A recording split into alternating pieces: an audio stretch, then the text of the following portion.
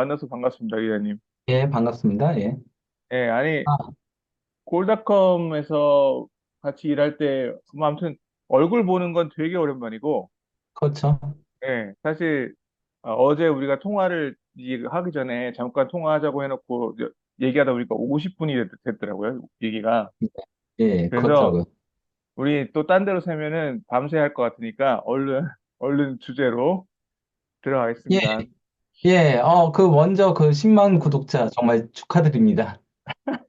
아이, 너무 FM스러운 축하를 해주셔서 예? 감사하고, FM 같은 축하. 너무 근데 정석적인. 제가 원래 좀 그렇잖아요. 제가 좀, 예, 예. FM스러운 인간이다 보니까. 아니, 그래서 제가 기자님 좋아하죠. 저는 좀 FM 같은, 그러니까 FM 정석적인 거를 저도 좋아하고, 기자님도 그러신 분이 있기 때문에 예, 좋아하는 거고, 그리고 아니, 그 10만, 제 10만 감사하고, 사실 제가 예, 10만 구독자 된 후로 좀 제가 기존에 그니까 외국인 현장 기자들이나 뭐 캐스터 이런 사람들이랑 인터뷰를 많이 했었는데, 국내 예, 전문가분들하고도 좀 앞으로 인터뷰를 좀 하자 해서 첫 번째로 모신 분이 김현민 기자님입니다. 그래서 예, 좀 특별한 의미가 있고, 아무튼 감사하고, 우리 감사합니다. 구독자분들이 댓글로 보내주신 질문 중에 이거 먼저 예, 여쭤보고 시작할게요. 첫 번째 질문. 그러면 부버지는 개인 채널은 안 만드나요? 그러니까 되게 많은 큰 채널들이 나오시는데, 근데 제가 예. 알기로 개인 채널이 있긴 있으시지 않나요? 그러니까 있긴 있었죠. 예, 예, 예. 그러니까 독서 축구라고 전 알아요. 아직도 남아 있긴 해요. 음, 근데 음, 음, 이게 음. 일단 그가 개인 채널을 하려면은 편집도 다 해야 되고 그러잖아요. 저는 예, 그런데 그런 걸 그가 할 수 있는 능력이 안 됩니다. 힘들기도 편집자를 하고요. 따로 구하시죠. 그러기에는 예, 예. 또 음, 그러면은 초기 비용들이 들잖아요. 편집 하는 사람을 구하려면은 그때 음, 그냥 독서 축구할 때 이제 구해서 쓰긴 했었는데 음, 음, 이게 음, 그가 페이를 많이 줄 수 없다 음, 보니까 음, 아무래도 음, 이제 영상 올라오는 것도 너무 느리기도 음, 하고 음, 그리고 음, 막 찍을 수도 없고 음, 음, 예, 음, 좀 그런 현실적인 문제들이 많이 부딪히다 보니까 저는 그냥 여기저기 나오는 게 더 예, 맞다라고 이제 음. 판단을 내린 거죠. 예. 근데 뭐, 그 길을 가셔가지고, 그 길로도 많이 이미 뭐, 유튜브 내에서 가장 사랑받는 아니요. 존재가 되셔가지고, 그것도 그건 좋고, 근데 아니고요. 나중에라도 혹시 개인 채널을 다시 이제 좀, 이미 있으신 채널을 다시 이렇게 하거나 하시면, 저한테도 말씀 예, 주세요. 저희 채널 너무 예. 작지만, 그래도 홍보도 해드리고 할 테니까, 제가 할 수 있는. 문제도 있어요. 그러니까 제가 예, 그때 예. 그게 이제 분데스리가랑 그때 원래 황덕현 해설위원이랑 둘이서 예, 같이 했었잖아요. 하셨었죠. 예, 제가 그래서 그때 라이브 하실 때 막 채팅도 치고 그랬었어요, 몇 번. 예, 그러니까요. 그 분이 이제 그 스페인 어학연수 갔던 아리가 해가지고 독서 축구라고 그렇게 이름을 지었던 거였거든요. 예, 그거 아무래도 독일, 스페인. 예, 예, 그거 가지고 이제 고리타분한 제목이다 이런 얘기 많이 하던데 제목부터 이제 일단 지루하다 그러긴 했는데 어쨌건 간에 예, 그러다 보니까 그것도 조금 한계가 있더라고요. 그러니까 예, 사실 예, 우리나라는 그 프리미어리그 팬들이 위주잖아요. 예, 예, 예, 예, 그러다 예, 예, 보니까 예. 예. 분데스리가나 아니면 이제 음, 라리가를 전문으로 하면은 네, 아무래도 예, 음, 또 여기저기 나가는데 음, 여기서 음, 프리미어리그 얘기를 또 해봤자 음, 음, 음, 겹치잖아요, 얘기들이. 예, 음, 그러다 보니까 딱히 프리미어리그 얘기를 하고 싶지는 않고 뭐 그런 것들이 음, 있는 거죠. 음, 여기저기 나가도 결국 메인은 프리미어리그거든요. 음, 예, 그런 음. 것들이 있죠. 예, 그래서 여튼 역시 첫 질문부터 우리 거의 한 지금 5분 가니까 우리 이러다 보면은 밤새 진짜 밤새니까 얼른 예, 다음 질문으로 넘어가겠습니다. 그래서 일단 우리 순서가 미넨 얘기를 먼저 하고 그다음에 김민재 선수 얘기하고 그다음에 분데스리가 얘기하고 이제 몇몇 추가 질문하고 이렇게 마무리할게요. 자, 예. 일단 위넨 주제부터 일단 전반적으로 세부적인 얘기하기 전에 전반적으로 전반기 문데스리가 이번 시즌 전반기 위넨에 대해서 전반적으로 어떻게 생각하세요? 뭐 10점 만점에 몇 점 정도 된다고 생각하시나요? 이게 두 가지로 나뉘어요. 음, 그러니까 하나는 성적적인 부분으로만 놓고 보면은 음, 바이언이 현재까지 거의 9점 줘도 마땅할 정도예요.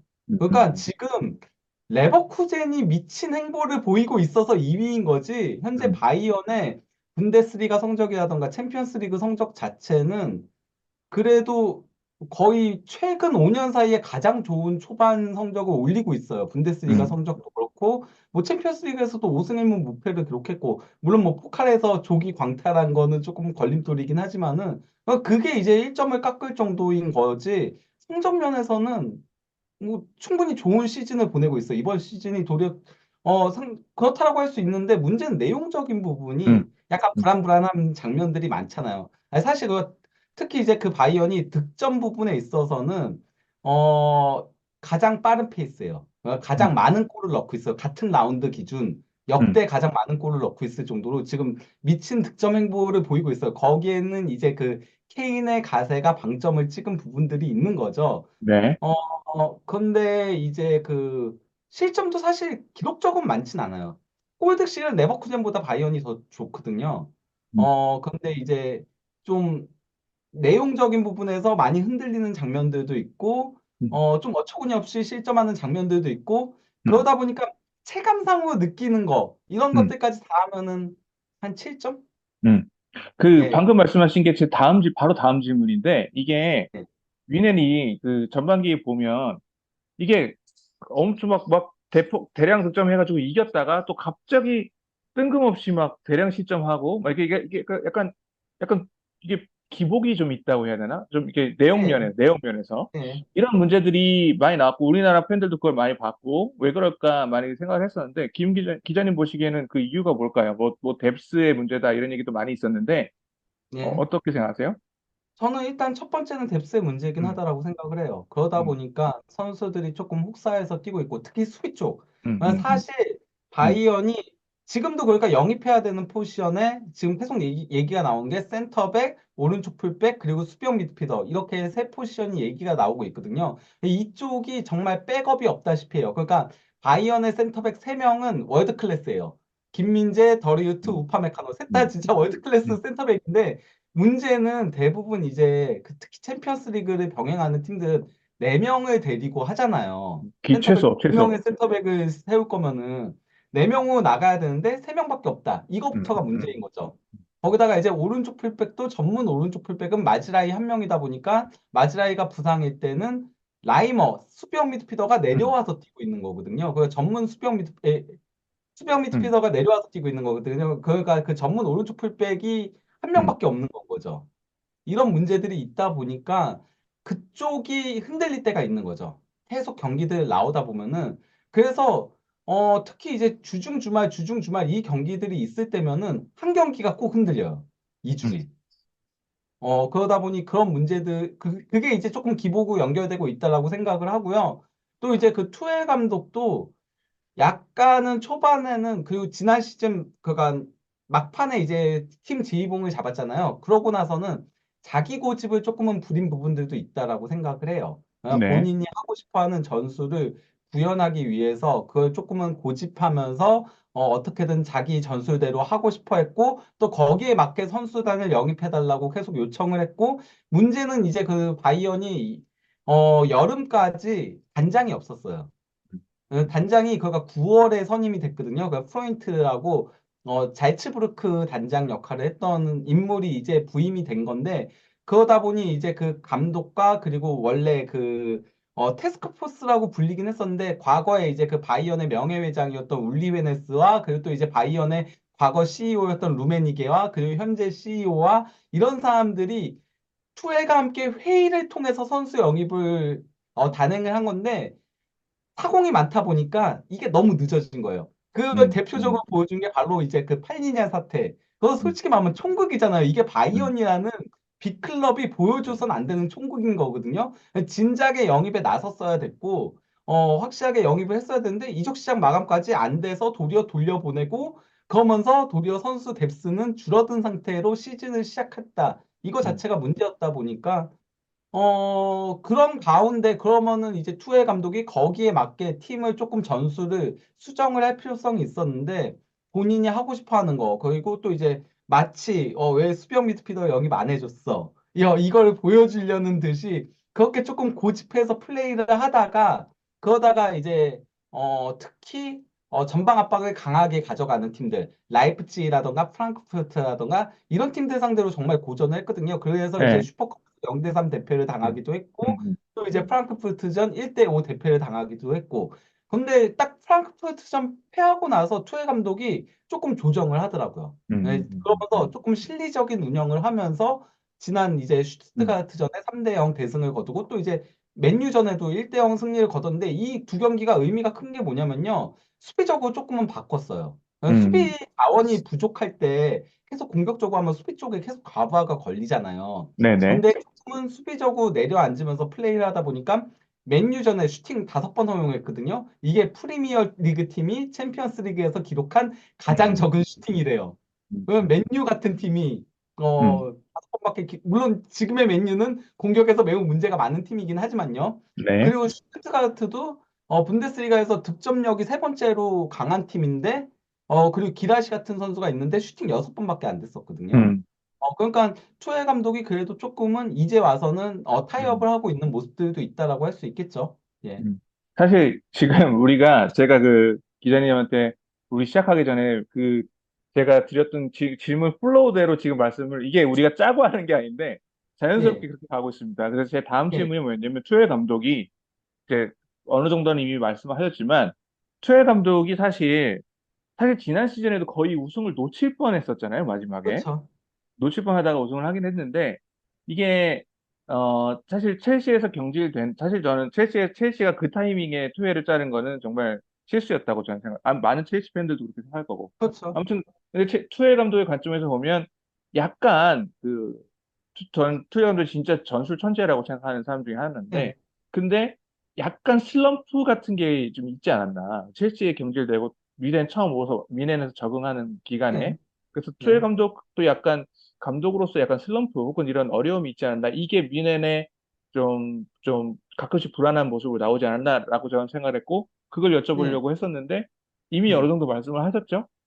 예, 근데 뭐 그러니까 저도 투엘 감독이 지금이 어떤 의미에서는 감독 경력에 있어서 최대 위기라고 생각을 해요. 음, 그러니까 투엘 감독은 그동안은 그 마인츠부터 시작해가지고 도르트문트, 파리 생제르맹 그리고 첼시까지 사실 내부적인 요인으로 경질된 거지 성적 음, 때문에 경질된 적은 단 한 번도 없거든요. 음, 음, 근데 이제 어떤 의미에서는 전 그래서 지금이 투엘 감독이 가장 안 좋은 시즌들을 보내고 있다라고 생각해요. 바이언 와서. 왜냐면 그가 바이언이라는 팀의 기준점이 있잖아요. 그 투엘 감독이라는 그 사람의 기준점이 있잖아요. 근데 그 기준점에는 조금 미달했었다라고 보거든요. 그리고 거기에는 약간 조금 바이언 같은 경우는 그가 분데스리가 자체가 조금 그래요. 분데스리가가 보드진들의 입김이 좀 세요. 그리고 단장의 입김이 세고 음, 그래서 이제 그 분데스리가 자체를 단장의 축구라고 많이 표현들을 하거든요. 실제 그 분데스리가 경기들 보면은 감독 옆에 단장이 앉아 있잖아요. 네, 네,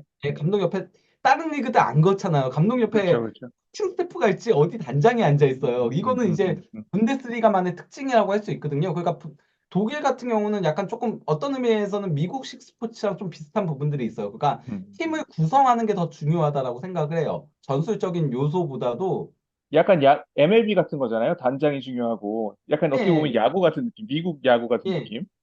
이게 그런 걸 왜 그러냐면요. 이제 그 분데스리가 같은 경우는 그래도 제한적인 자본 가지고도 팀을 운영을 하다 보니까 결국은 큰 틀을 만드는 게 더 중요하다라고 생각을 하는 거예요. 음. 근데 감독 같은 경우는 성적이 안 좋으면 금방금방 경질이 되잖아요. 네, 그렇게 될 경우에는 이거 감독에 따라서 그 감독의 축구를 하는 리그들 같은 경우는 감독에 따라서 완전히 바꿔야 되잖아요. 프리미어 리그가 그렇잖아요. 감독 오면은 그렇죠. 당장 토트넘도 토트넘 최근에 수비 딱 축구하다가 생각났어. 넘어서 백스리로 선수들 다 영입했다가 지금 바꾸려고 하니까 예, 바꿔야 될 예. 게 너무 음, 많잖아요. 음, 음, 그런데 이제 분데스리가는 그런 것들을 이제 줄이기 위해서 단장이 축구를 하고 있다고 봐도 되거든요.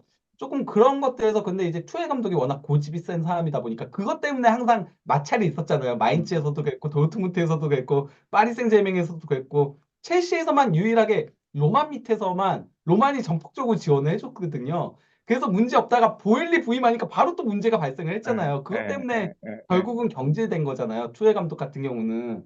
그래서 조금은 거기서의 불협화음이 좀 있지 않았나라는 음, 생각이 들긴 해요. 이게 조금은 음. 어느 정도 성적에도 영향을 끼쳤다라고 생각을 하고요. 사실 최근에 제가 저희 채널에서 이제 바이른 뮌헨에서 공식적으로 저작권을 받아서 기자회견을 올려드리는데도 그 기자회견 보시면서 그 댓글도 보면 이건 뭐 투엘 감독이 대놓고 돌려서 단장한테 선수 영입 제대로 해달라 이렇게 얘기하는 거 아니냐 이런 반응들이 자주 보이거든요. 예, 여튼간에 그 방금 그리고 말씀하신 게 독일 분데스리가가 좀 그런 면에서 독특하다고 하셨는데 이게 지금 방금 생각났는데 분데스리가가 또 독특한 면 중에 하나가 뭐냐면 기자회견을 할 때 경기 후 기자회견을 할 때 양 예, 감독을 양옆에 앉혀놓고 합니다. 예. 그게 프리미어리그나 보통 다른 리그들은 그렇게 안 그렇죠. 하잖아요. 예, 근데 먼저 들어왔다가 나가고 들어왔다 나가고 그죠? 그러죠. 근데 이 예, 부데스리가는 양 팀을 감독을 같이 앉혀놓고 하니까 그 미넨이 5대1로 프랑크푸르트한테 졌을 때도 프랑크푸르트 감독 여기 있고 트레 감독 여기 있고 이렇게 질문을 받는 예, 시스템. 이게 참 독특한 것 같아요. 근데 뭐 예. 왜 그런 걸까요? 혹시 뭐 독일에서 사였으니까. 아, 근데 뭐, 그때는 제가 이제 기자 생활을 하지 음, 않았었다 보니까, 예, 음. 저도 뭐, 그것까지는 잘 모르겠지만은, 뭐, 다양한 의견들을 듣고 싶어서, 거기다가 음. 이제, 어쨌건 상대 감독의 얘기를 들으면은 또 거기에 대해서 본인이 얘기할 수 있는 그런 것들도 있다 보니까, 그런 것 때문이 아닐까 싶긴 해요. 예. 그러니까 맞아, 우리가 지금 이 얘기한 게 우리가 정답이다 이 얘기가 아니라 그냥 의견을 여쭤본 거고 저도 사실 유럽에 살 때 유럽에서 저도 축구를 5년 넘게 취재했지만 독일은 사실 모든 나라가 그렇지만 독일은 정말 독일 특유의 우리는 우리 스타일 그리고 되게 강하고 예. 자기 축구에 자기에 대한 자기 것에 대한 그게 강하고 자기 스타일이 강하고 그러니까 참 독특한 면이 있는 것 같아요. 다른 예. 질문 우리 여기서 또 세면 딴 데로 가니까 미래인 질문으로 다시 돌아오겠습니다. 여튼 그래서 이제 전반기는 뭐 아까 말씀드렸다시피 결과 면에서는 9점, 그다음에 내용 면에서는 좀 불안한 면이 있었기 때문에 7점이라고 하셨는데 이제 휴식기 들어가잖아요. 그리고 예. 우리가 방금 얘기했다시피 미네는 사실 어디가 부족한지는 사실 뭐 너무 명백하고 예. 그래서 그 당장 이제 12월 말 1월에 좀 기자님이 알고 계시는 혹은 예상하시는 미네의 뭐 보강 소식이나 계획 같은 게 좀 있으신가요? 뭐 이거는 이제 프로인트 단장도 직접적으로 여러 번 얘기했거든요. 그러니까 일단 수비 쪽 무조건 보강할 것이다. 그리고 수비형 미드필더도 보강하려고 하고 있다. 그래서 뭐 세 개 포지션을 영입을 할 것이다. 이런 식의 얘기들이 많이 나오고 있어요. 그러다 보니까 그쪽 영입으로 나서지 않을까. 거기다가 이제는 어쨌건 간에 단장이 부임을 했으니까. 그리고 또 이제 투에 그나마 그러니까 바이언에게 희소식은 원래 그러니까 투엘이 프로이트 단장 부임한다라고 했을 때 약간은 안 좋게 얘기를 했어요. 음, 왜냐면은 투엘 감독 자체가 단장하고 마찰이 많았던 사람이다 보니까 단장 시스템으로 가는 거에 대한 약간은 불만 요소가 있었다라는 식의 얘기들이 독일 매체들에서 나왔었거든요. 음, 그래서 프로이트 단장 실제 이거는 투엘 감독이 얘기했던 거예요. 프로이트 단장 부임한다는 거에 대해서 나는 얘기 듣지도 않았고 나는 그 사람하고 통화도 하지 않았다. 이런 식으로 얘기를 했었어요. 음, 음. 근데 다행히 둘이 지금 사이가 괜찮대요. 좋대요. 그러면서 둘이 축구적인 대화도 막 굉장히 많이 하고 있고, 근데 그게 굉장히 잘 통하고 있다는 보도들이 현지에서 나오고 있거든요. 잘 예, 그러다 됐네요. 보니까 거기다 프로인트 단장 같은 경우는 워낙 능력 좋은 단장이잖아. 그래서 뭐 첼시 단장 후보로도 이름이 올라왔었고, 근데 이제 프로인트가 바이언을 선택한 이유가 굉장히 웃기더라고요. 잘츠부르크에서 단장직을 했었잖아요. 음. 잘츠부르크하고 미넨이 가깝잖아요.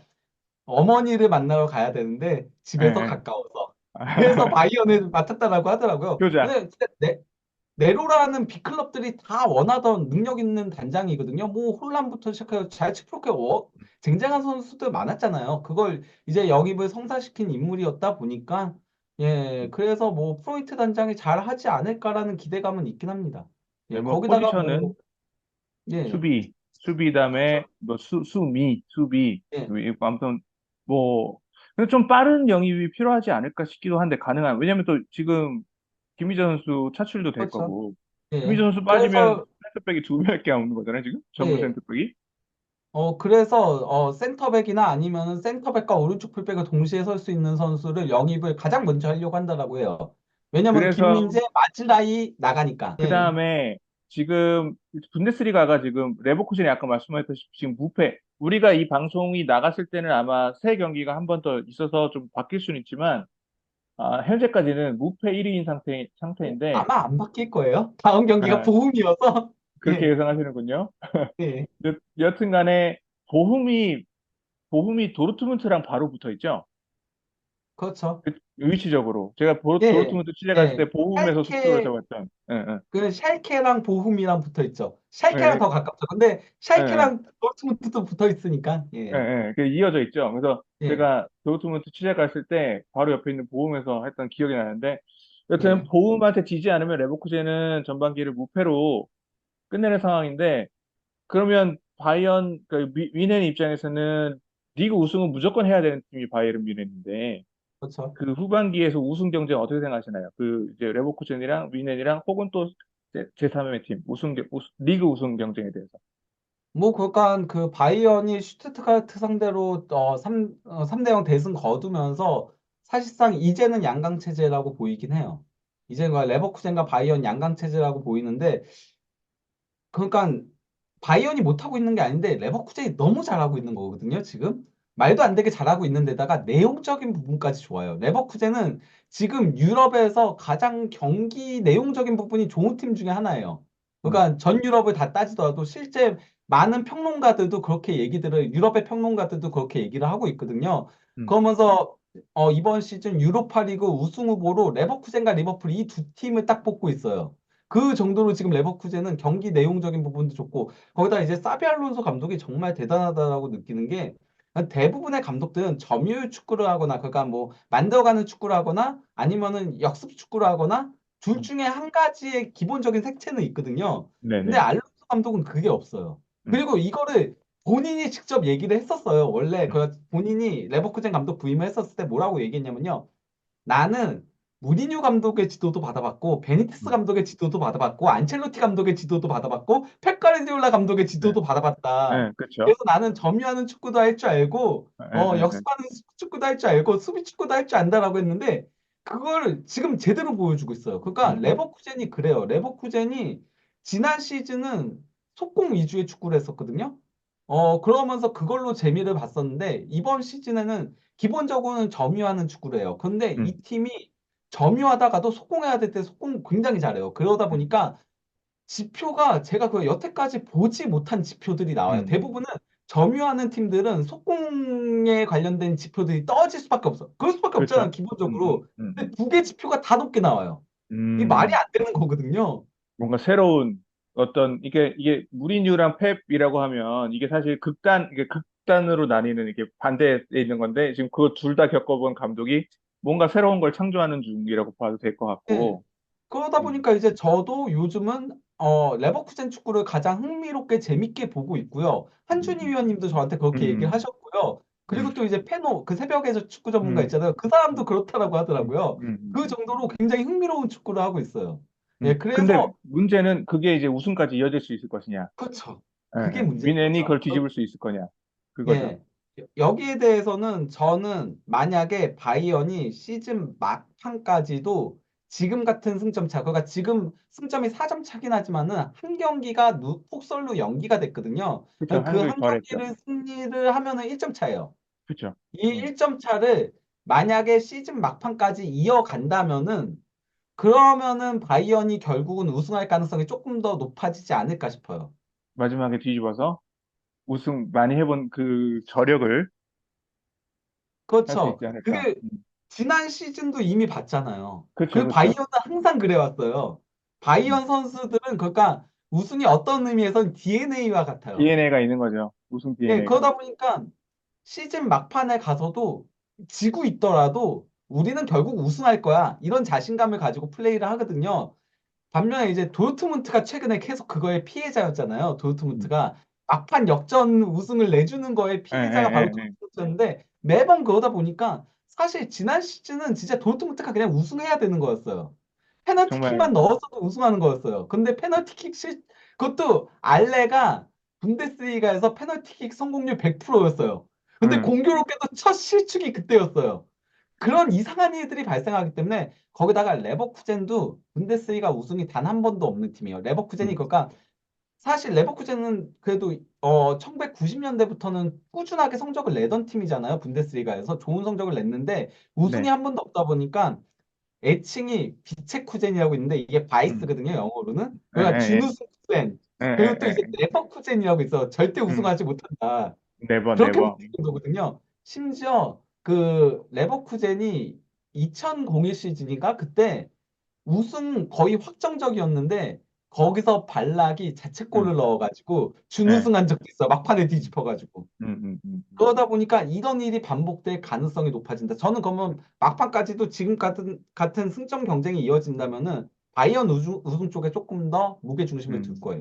그러니까 레버쿠젠이 우승을 하려면은 점점 승점 차를 벌려서 넉넉한 상태로 가야 된다. 그죠? 그게 그렇죠. 아니고 마지막까지 박빙으로 가면 결국은 바이언이 뒤집을 가능성이 있다. 높다. 예, 이게 그렇죠. 왜냐면 사람들 심리가 있잖아요. 선수들 심리. 그 팀에 우리는 역전 우승을 여러 번 해본 팀이 있고 예, 역전 우승을 다 해본 팀이 있으면 이게 쫓기니까.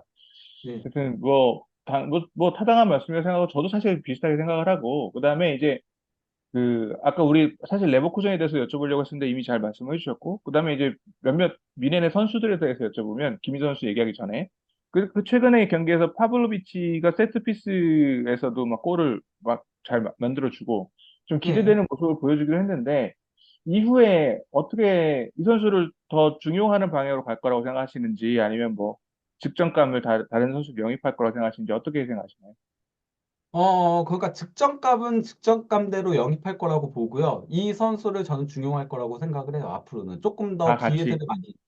예, 음, 왜냐하면은 음, 저는 어떤 의미에서 바이어는 이 생각도 할 수도 있다고 생각해요. 투엘 감독도 그렇고 파블로비치가 어쨌건 이번 지난 그 슈투트가르트 전을 통해서 왜 투엘 감독이 6번 선수를 영입해야 된다라고 했는지를 음, 제대로 보여준 그런 음, 모습을 보여줬다라고 생각을 하고요. 음, 그러니까 이제 그 투엘 감독은 6번 선수를 단순히 후방에서 플레이메이킹만 하는 게 아닌 조금은 싸워주고 부딪혀주고 음, 풋백을 보호해주는 역할까지 시키고 싶어 했기 때문에 어, 우리 팀에는 전형적인 6번이 없다라고 얘기를 했던 거였거든요. 음, 그게 이제 그 한국 그때 아니 그 이게 그 일본 갔었을 때 했던 음, 얘기였거든요. 음, 예, 그렇기 때문에 저는 그래서 이제 파블로비치가 약간은 거기 프로필에 맞는 선수여서 앞으로 조금 더 활용할 음, 걸로 보이는 데다가 음, 어떤 의미에서는 이렇게 되면 오른쪽 풀백을 보강하지 않을 수 있죠. 라이머가 오른쪽 풀백으로 자주 내려갈 수 있으니까 거기다 음, 마즈라이도 음, 아프리카 네이션스 컵도 가는 데다가 마즈라이 같은 경우는 약간 조금은 부족한 모습들도 많이 보여주긴 했거든요. 그래서 요즘 와서는 라이머가 조금 더 중용되는 모습이기도 해요. 그렇기 때문에 저는 뭐 파블로비치는 앞으로 투엘 감독이 더 많이 쓰지 않을까라고 생각을 하긴 합니다. 그러니까 영입과는 관계없이 점점 더 많은 기회를 주고 쓸 거라고 생각하신다. 예, 근데 방금 6번 얘기가 나왔는데 우리 키미히가 그러니까 이번 시즌에 미넨에서 키미히가 불안한 모습들이 좀 사실 키미히의 클래스는 사실 누구나 다 아는데 네, 이번 그렇죠. 시즌에 유독 좀 불안한 모습이 많이 보였고 이적설도 솔솔 나오고 있고 그래서 키미히는 도대체 어떤 게 문제냐 혹시 뭐 감독의 전술과 안 맞는다고 볼 수도 있고 여러 가지 이유가 있을 수 있는데 그 이유는 뭐라고 생각하십니까? 그리고 키미히가 미넨에 남을 걸로 생각하시는지 아니면은 진짜 이적이 가능할 거라고 생각하시는지. 일단 뭐 키미 같은 경우는 이미 지난 시즌부터 조금씩 내려오고 있는 모습을 보이긴 했거든요. 거기에는 음, 저는 이제 코로나 여파도 있다라고 생각해요. 그때 이제 음, 키미가 코로나를 좀 이게 그 코로나도 사람마다 다 증상이 다르잖아요. 근데 뭐 하베르츠 같은 경우도 굉장히 심하게 앓았었다라는 그런 얘기들이 있긴 했었는데 키미 같은 경우도 약간 그랬었거든요. 그래서 음, 그때 굉장히 위험할 수도 있다라는 얘기들까지 나왔었어요. 그러고 나서 폼이 조금 내려온 부분도 있는데다가 그러다 보니 이제 예전만큼 퍼포먼스가 나오지 못하면서 선수 자체도 조금은 조급해하는 부분들도 있다라고 생각을 하고요. 또 음, 거기다가 이제 투엘 감독이 6번 선수한테 너무 조금 가혹한 환경을 제공하는 경우들이 있어요. 음. 그러니까 그게 제가 아까 얘기했던 부분과 조금은 연결이 되는 거거든요. 네, 투엘이 그렇죠. 본인이 이제 6번을 영입을 하겠다라고 그거를 조금 고집을 부린 거를 전술을 그대로 가동을 한 부분들도 있다. 그러지 말았어야 됐다라고 생각을 음, 한다라고 했는데 그러다 보니 진짜 초반 시즌 경기들 보면은 막 그 히트맵이라던가 평균 위치라던가 보면은 김민재, 킴이 딱 두 명 제외하고는 다 빠져 있어요. 음, 그래서 이 둘이 너무 많은 범위들을 커버를 해야 되는 장면들이 많았었거든요. 그러다 보니까 조금 과부하가 걸리는 그런 문제들도 있었다라고 생각을 해요. 음, 음, 그게 이제 키미의 조금은 하락세로 연결된 게 아닌가라고 생각을 하지만은 음, 그래도 키미는 분명히 클래스가 있는 선수여서 음, 저는 환경만 잘 조성해주면 다시 올라갈 거라고 생각을 하고요. 음, 근데 이제 그 키미가 남을 거냐 떠날 거냐고 질문을 하셨잖아요. 음, 거기에 음, 대해서는 와, 진짜 답하기 힘들다요. 음, 왜냐면은 음, 예전이었으면 키미가 무조건 남는다였어요. 음. 키미는 심지어 바이언하고 재계약을 했을 때도 원래 에이전트가 있었거든요. 근데 에이전트 입장에서는 연봉을 최대한 올려야 되잖아요. 그렇죠? 올려야 되기 때문에 계속 이제 바이언하고 줄다리기를 했었어요. 그러니까 음, 키미가 에이전트를 자르고 자기가 재계약을 해버렸을 음, 정도였어요. 그 음, 음, 정도로 바이언에 대한 애정이 많기 때문에 원래였으면 남았을 거라고 생각을 하는데 분명한 건 투엘 감독과는 그렇게 관계가 좋아 보이진 않아요. 제가 봤을 음. 때는. 그러니까 뭐 그동안 성향도 좀 안 맞는 것 같기도 하고, 투엘이 원하는 예, 리퍼들이란 성향하고, 예. 예, 예. 음, 그런 것도 있는데다가 본인도 지금은 약간은 침체기에 있다 보니까 물론 그 침체기라고 하더라도 상당히 높은 수준이긴 하지만은 그래도 본인의 클래스에서는 조금 내려오고 음, 있으니까 뭔가 그러니까. 이제 리플레시가 필요할 수도 있어 보이긴 하거든요. 네, 네, 네. 그래서 이제 뭐 키미가 요즘 에이전트를 구하고 있다는 보도들이 음, 나오고 있더라고요. 음, 그래서 이것도 이적을 준비하고 있는 게 아니냐 이런 식의 얘기들도 나오고 또 이제 비트지에서는 어제자로 그 얘기도 나왔어요. 바이언에게 있어, 예, 더 이상 바이언에게 있어 키미는 절대 판매할 수 없는 음. 그 선수는 아니다. NFS가 분류가. 아니다. 예. 음, 그러니까 상황에 따라서 판매할 수도 있다. 이런 식의 음, 보도가 나왔거든요. 물론 음, 뭐 빌트지니까 자극적으로 보도한 부분들도 있긴 하겠지만은 어쨌건 간에 키미의 위상이 조금은 내려오고 있는 거는 분명한 사실이라는 거죠. 음. 예. 이게 그래서 이적할지 말지는 사실 밀러가 엊그제 재계약 떴지 않습니까? 결국 오늘 밀러도 오피셜이 뜬 하는데 거죠. 오피셜은. 오늘이었나요? 네, 최근에 오피셜은 여튼 오늘이었고 보도가 음, 이제 엊그제 나온 거죠. 그렇죠, 그렇죠.